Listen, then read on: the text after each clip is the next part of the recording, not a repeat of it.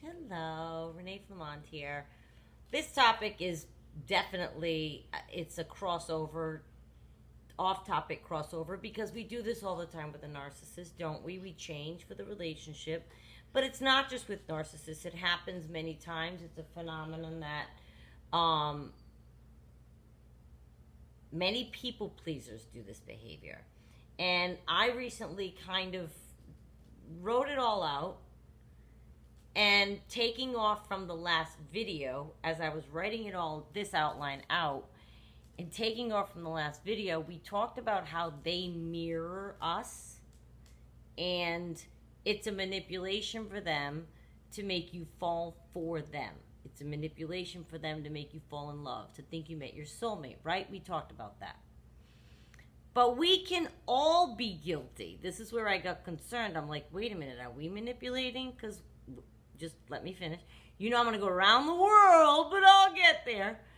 We can all be guilty of taking on that person's stuff and changing for them.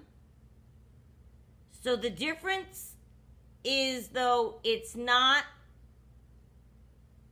the same manipulation. But I wanted to talk about how, I definitely have been guilty of doing my share of shape shifting in relationships wherein I changed so much I lost myself. And now I hope I wouldn't do that. I hope I would not do that now. I don't think I would. But the last couple of people I dated tested me, and they failed, so I think I'm okay, but I've definitely lost my way, so it concerns me, right? It concerns me. The last couple of people that I dated, I definitely lost my way, but I didn't fold. I did not fold. I spent a lifetime of folding where you're becoming who they wanted, and you unknowingly, I guess because of the people-pleasing codependency, you end up becoming that person. Well, how is that different? I started to get very concerned. Isn't that what a narcissist does when they're mirroring us? But that's why it's on a Friday, because this can happen in any relationship, not just with a narcissist, but especially with another. They're mirroring us and giving back to us ourselves. We people-pleasing codependents are mirroring them to please them. But see, the manipulation is different. Ours is not vindictive. They're doing it to make us believe something that isn't real. You're just a people pleaser and want to please the person you think you love. You fell in love with them. You want to make them happy, right? There's the difference. And because I asked myself, how's it different? How's it different?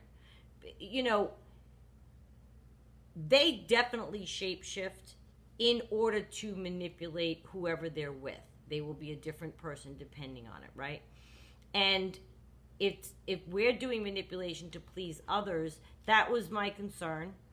But once I learned that when you're trying to make somebody happy and you are codependent, it's a pillar of the codependency that your happiness is dependent on someone else's happiness.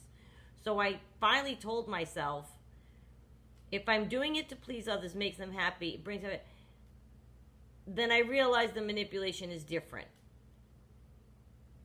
So I allowed myself to be okay, but really, I'm trying to make somebody fall for a fake you is a different manipulation than trying to genuinely make someone happy.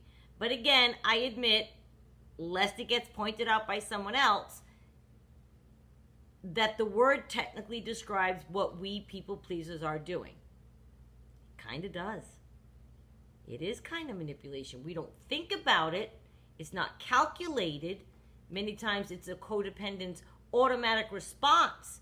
If their boyfriend, girlfriend, husband, wife says, hey, I want to go to the monster truck show. I just say that because I just finished binge watching House. And he's all about the monster truck show. I would say, sure, I'll go. Before. Now I'll be like, no, maybe I would go once to see what it's all about. But I don't think it would become my thing. It is a codependent's knee-jerk response to please the other person. You're not coming from a place, look at me, I'm selling it to myself. So because I started to think, am I manipulative? You're not coming from a place of, I want to make them think I'm this person. You probably plan to go to Monster Truck for the rest of your life. You're a people pleaser. But having said all that, disclaimer stuff, I definitely do not want to go forward and do so much for someone else that I'm depleted, which I've made myself get, or doing things that I really don't want, and you shouldn't want that either for yourself, just because I'm trying to be a buckaroo. Like, we have to ask ourselves, what are you willing to do or give in the face of a relationship? So there's a lot of things to consider, right? Because what is changing versus what's compromised versus what would be a nice thing to do with them, for them, which is one thing against the grain of you. Like, there's a whole spectrum. It can get very confusing. But I'm here to tell you that I have no issues, finally, at my age. I have no issues saying, no, I don't want to go camping. I've been, even went deer hunting. Oh, yeah. Talk about changing for someone that you are in a relationship with. Renee, do you want to go deer hunting in the Ozarks, in Arkansas? And my answer was, sure. Sure. I'm from Cranston, Rhode Island. I told you before, I grew up in a tenement house with a cement yard on the corner of, okay? No, I don't understand from deer hunting. I think it's a good idea. Now, am I glad I did it once to learn the experience and I can talk about this? Sure. But there I was. If any of you are hunters, I'm doing the flags on the trees and everything. There was a deer stand. We had to sit in it. He tells me I got to be quiet. He was worried. He goes, can you be quiet? And I go, for how long? He goes, it could be hours. So I thought that it was a good idea for me to say, yes, I'll drive to Arkansas to go to the Ozarks deer hunting, sit in a stand in the tree, not talk, wait, shoot a deer. I haven't eaten any kind of meat except chicken since I was 9 years old. I eat salmon too, tuna in a can. But I don't even eat. Shooting a deer. I'm in the truck. I'm going to field dress. I think that's the term. Doesn't sound ugly. So I'm standing there, and he's like, I'm going to field dress it. It's a bad thing. It's a bad thing. It's upside down. Please. But I thought that was a good idea. Nowadays, I would hope I would have the wherewithal to say, you know what? I love you. Go on your little hunting trip. Find a friend. It's not my thing. And I'm okay with that. And we should all be okay standing our feet. It's like a silly example, but picture your own right now life and what you keep saying yes to, what you can't stand doing, what you've made yourself do with your narcissist, you know what I mean? And I have a long list. I'm very guilty of it. Oh, I did it my whole life. My whole life. And you know, when you do spend your lifetime folding, not just with partners, family, friends, oh yeah. You end up resentful. You end up resentful. Because, and that's the thing, I don't want ever for anyone to think they have to do something to the point that you're going to resent the person for making you do it. Do you know what I mean? Like, how on earth I thought it was a good idea for me to go is beyond me. I didn't complain, though. I did it. I was just like, I'll never do that again. Now, does that mean that person's not for me? No, but if you meet somebody that insists you go, because they don't want to be without you, they pass it off as some romantic thing. They're being controlling. They don't want you out of their sight. They'd rather you be there and be miserable, and you're going to end up resenting them. So this is what I mean when it goes against the grain of what you think. That's where we have to be careful. It's okay if something's not for you. It may be for someone else, but maybe that's particular thing is not for you. And you could take on something good from someone. I learned to ski when I dated a skier from age 18 to 20. And these were diehard skiers. Diehard. I learned from people every weekend, and living in Rhode Island, you could drive to the White Mountains in New Hampshire, the Green Mountains in Vermont. They were first run up, last run down, no big lunch with hot cocoa. They were avid skiers. So that's how I learned. I got thrown into it, and what a great experience. I haven't skied since I moved to Florida. I thought I would, but I haven't. But knowing I could get up there, and I've done it before, that was a positive change. I took that on. I said, sure, I'll try that. That's a positive change. So I'm not saying there can't be change and compromise, but my concern is, because it's good to be open-minded, right? My concern is we former victims of the narcissistic personality disorder have to be careful of not repeating the same behaviors like this habit of morphing ourselves and then attracting another narcissist. Or not even a narcissist. If there's a person that pushes your boundaries, let's use the deer hunting as an example. He never asked or made me go again, but if he were somebody that was trying to do that, let's just use that example, that's when you have to say, whoa, wait a minute, and you have to sense that. If you genuinely detested something, you tried it, you were a buckaroo, you went, but you're like, it's not my thing. Just like if they say to you, you know what, theater is not my thing, go with your girlfriends. We should be okay with that. I say theater goers. Male, female, doesn't matter. You pick your own pronouns and identify with whatever you identify with whatever I say. But like, I'm a theater goer. I don't require that from my partner. I don't. It's not going to make or break my relationship if the guy doesn't want to go to the theater with me. Would it be lovely to meet somebody who would get into that with you as you age? You both can be theater. Sure. That would be fantastic.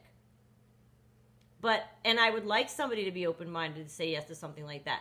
So are you open-minded? Are you compromising too much? If you're compromising too much, then you have to step back and check it. I was worried for a while about even getting back out there because of past experiences when I wasn't able to even police myself and say, whoa, Renee, what are you doing? And I'll give you some examples. I look back and can't believe the things that I did. Not just deer hunting. That was an experience. No big deal. It wasn't for me. The description of it wasn't for me. But I can't believe other things I've done. Like, I don't know, the slight testing I've done with the last few dates I've been on, I can see that I'm okay. I haven't budged one boundary, which is essentially what I wanted to say, because that's essentially what we're doing when we change for someone else.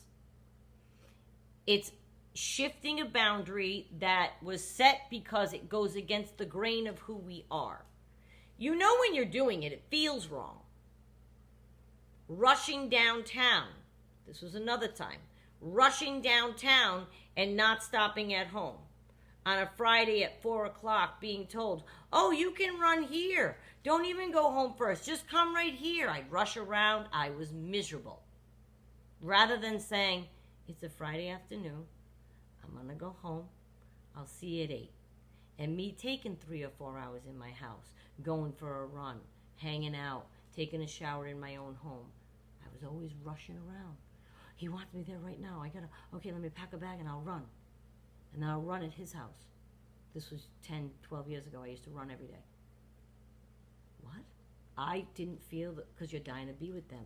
You love the fact that they want to be with you. So you accept that as, yeah, I'm going to go there right now because they're dying. You know, I was miserable and I was resentful and I blew eventually. I'm exhausted. Can't you just let me be? Can't I just see you tomorrow? Like, I was resentful because I changed too much. I went too far over the things with which I was comfortable and I was miserable. And it can happen so easily with a narcissist because they're manipulative. You know, I've helped people move that a boyfriend knew. Now let me define people.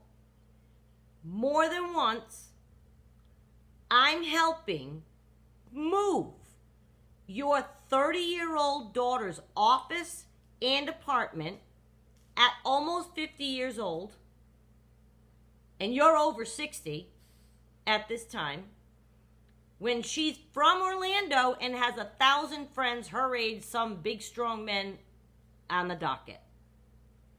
But we were easy. That's her father, and he said, yeah, Renee, you want to help? I say, yes. Am I out of my mind? You don't think I had better things to do on my Saturday to help some 30-year-old move? I haven't moved myself. But I'm making...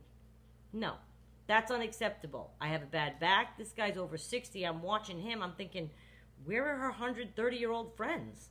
Why is she even making her father do this? He's 63 years old. We both said, sure. Boundaries. Boundaries. How much are you going to change for a person? I wanted to please him. He wanted to please his daughter. I wanted to please his daughter. So you say yes. Am I out of my mind? I think that's like a what? You did what? And you know, it's like you think to yourself, I'll help. Sure, I want to be with him. I could be sick. That's an easy no right now. I used to paint for people, decorate for people.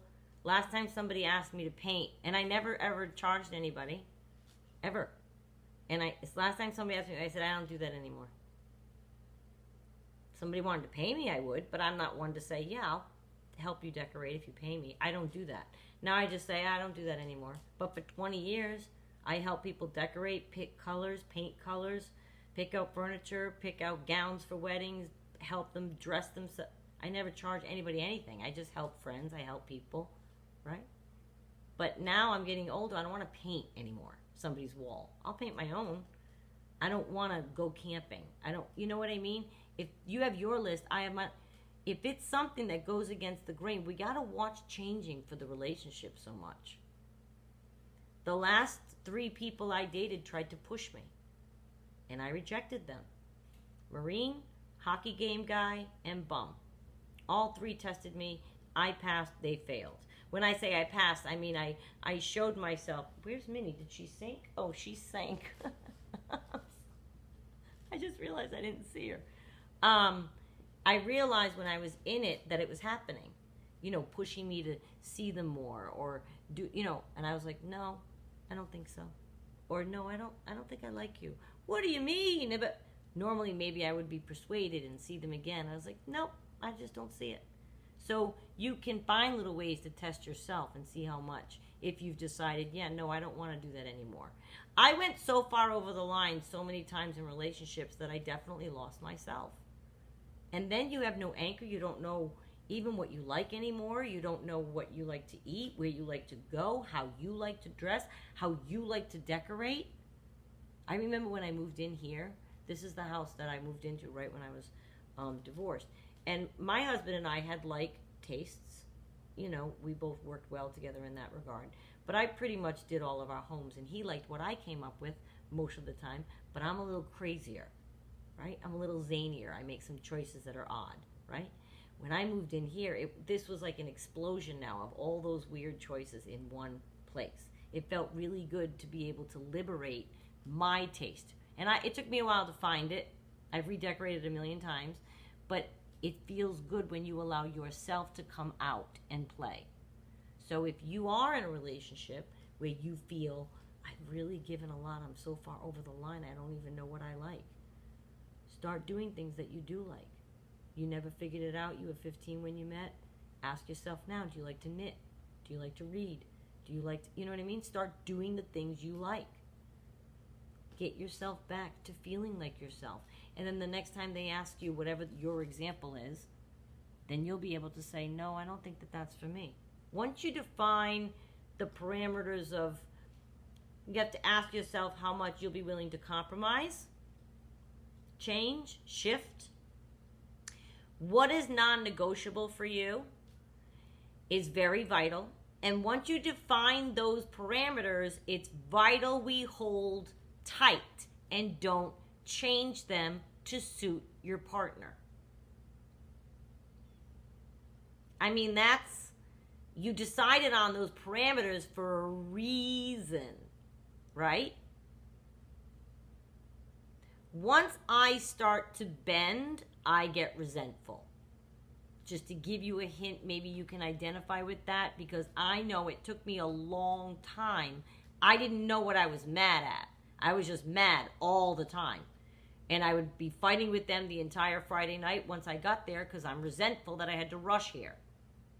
Right? So I feel it when it's happening. I didn't know what it was called. I didn't know what was happening to me. But I realized I was very resentful and aggravated and miserable.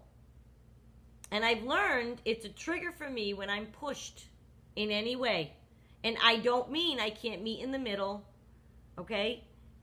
That's not what I mean. I have zero problem, though, holding my ground now. What do you mean you won't help us move? Aren't you from here? You went to college and high school here. You're in 18 weddings this year alone.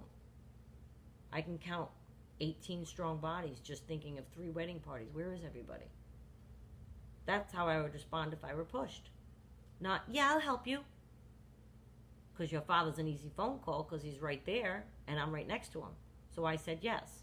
No, I think about it and it makes me sick. What 30-year-old expects a 50 and a 63-year-old to help her move? Selfish. A selfish person does. A thoughtless person with no regard for a 60-year-old's... I mean, her father I was concerned with all day. But anyway, you have to think about the parameters that you set every single time you're confronted with something. And then ask yourself, does that challenge what you just set for yourself?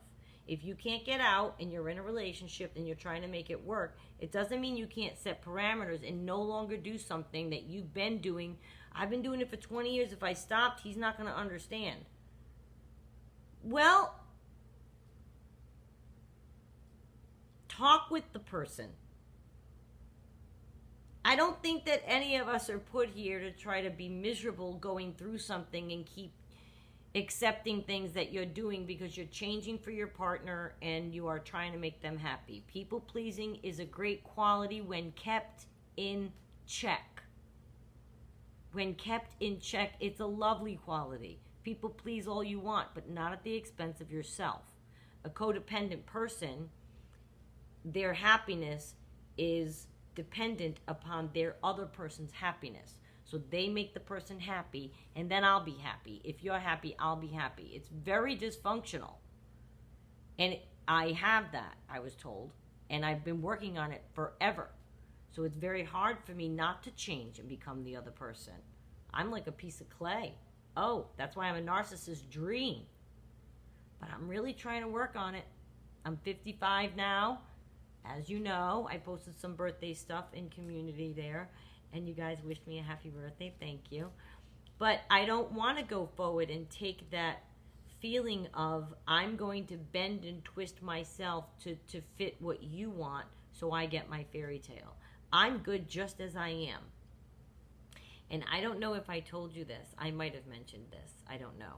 Weeks and weeks and weeks ago. But a couple of months before we were planning the trip to Destin for my birthday for a couple of months. I was going to drive up to my brother's. My cousin flew down from North Carolina. We all had a blast, okay? Well, my brother said to me on the phone a couple of months ago, he goes, so, just a joke, because he and I we stay pretty much in the line of fitness, like, but he was making a joke. He goes, so don't forget, bathing suit time, or made a joke about, he makes a joke about meeting a dentist on the water and get your bikini body ready or something like this. And I said to him, I know I said this to you before because I remember. I said, realize now I'm perfectly happy with me already. And I think that whoever meets me has to accept me exactly as I am right now. Not after a 12-week fitness program. My brother, I'm sure, was like, wow, okay, I triggered something. But I felt good about the fact that I didn't feel that way. Do I need to work out? Yeah, that's why I had this Fitbit on. My cousin's making me. I've been walking every day. I'm trying to do stuff. But that's for health reasons. I'm okay with exactly where I sit. I don't want to change for somebody else. I don't want to give over myself to somebody so that they can have a ball of clay in their hand and mold who they want. I think that if somebody likes me exactly for who I am, then we have a good foundation, and vice versa. Now, if you like the core of who I am, will I meet you in the middle? Try things you suggest? Of course! But we have to watch how much we change for other people. Don't you think? And God, I did it so much. I really, really, really did it. I always, going back to a young age, I think I just folded always. I think what I did was I allowed my traditional view of a relationship, because I do have a traditional view of a relationship, more so than you would think. I allowed that to define behavior that I thought went with that, which the behavior was the folding, doing what he likes, I think, something like that. It always became part of the guy's world. And now that'll never happen. I'll try what you got. Sure, I'll go there. I'll try, but I have a world. I have a world in place that I'm not going to ignore. I'm not going to ignore friends. I'm not going to not see family and friends. I'm going to only do what you want every Friday night and Saturday and Sunday. No. I'm not going to stop working out or stop. You know what I mean? Controlling people tend to steer you away from things that you do. Like, you don't have to run. Come here. You can run here. Well, it's a Friday night. You don't want to, you know what I mean? So I would end up not running the whole night. Before you know it, you're giving up something that you used to do every day. Rather than just say, you know what, I'll see you at 8 or 9 o'clock. I got stuff to do. Take a list. Take a long minute and make a list of what's important to you, and make sure that you're not changing those things that are vital to you to suit somebody else. I just wanted to mention it. Chin up. You know you're fabulous. Thank you for watching. And I will see you next time. Go ahead and hit sub, like, and share if you like it. Just hit sub. Share. Share with other people that are going through this, please. I'm trying to get the word out.